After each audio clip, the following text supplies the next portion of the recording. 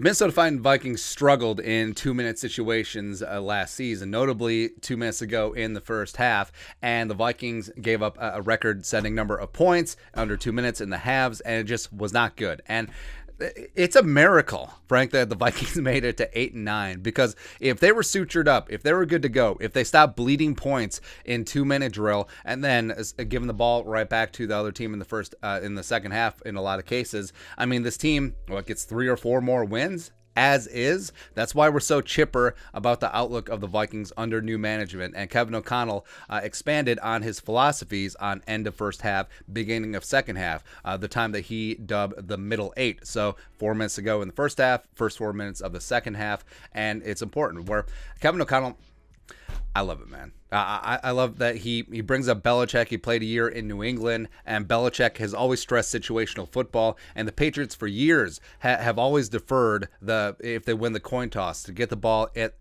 the second half. Because, hey, if you have a possession at the end of the first half and you get points, and then you get points at the beginning of the second half, you can just absolutely break the game open. Because it is so demoralizing. Like, say it's a tie game and the other team has the ball at the end of the first half under 2 minutes. They score a touchdown, then they get the ball the second half and they score another touchdown. All of a sudden, you're down 2 touchdowns, right? And the game has completely changed in a matter of minutes in real game time. So I love that O'Connell is really focusing on here. And I think that he understands, like, he self-scouted the Vikings last year. Is like, hey, this is a big issue, giving up so many damn points with 2 minutes to go, etc., and then usually not getting points yourself.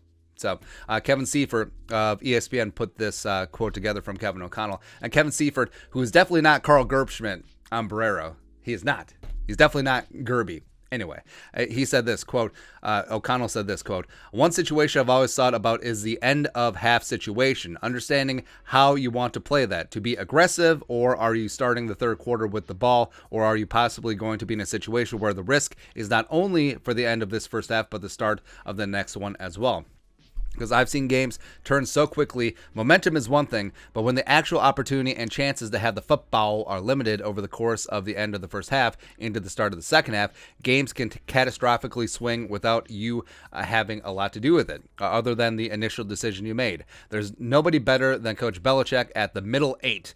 I wasn't there long, but I can remember some real dialogue about that, and you constantly see that play out each and every week. You really do. And I feel like teams who understand that situational football best are the ones that are going to have the most success. The ones who are able to double dip the chip on both sides of the half and get some points. Or, like O'Connell said, sometimes it behooves you to be less aggressive. And say the other team gets the ball to start the second half, and you got the rock, and you're backed up in your end, and say there's a minute left. Sometimes, even though we're constantly saying be aggressive, be aggressive, sometimes it behooves you, especially if the other team's out of timeouts or maybe only has one, to really grind out the clock, keep it on the ground, just try to get into halftime unscathed, as opposed to pass, and then the clock stops after all of those if you don't move the chains and they're incomplete, and then they get the ball back and they can set themselves up for a field goal or even worse. So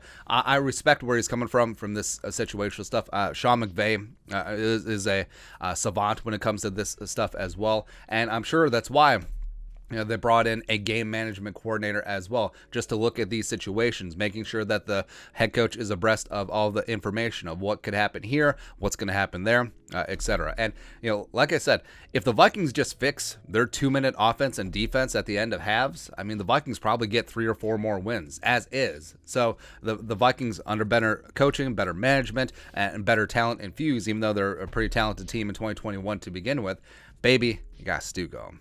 I like it. But your thoughts are thoughts. Kevin O'Connell and his philosophy on the middle 8 end of half scenarios. Let us know in the comment section below. Subscribe for daily Vikings takes. Want to support the work? Put a little something in the Venmo. But until next time, Skol, production value.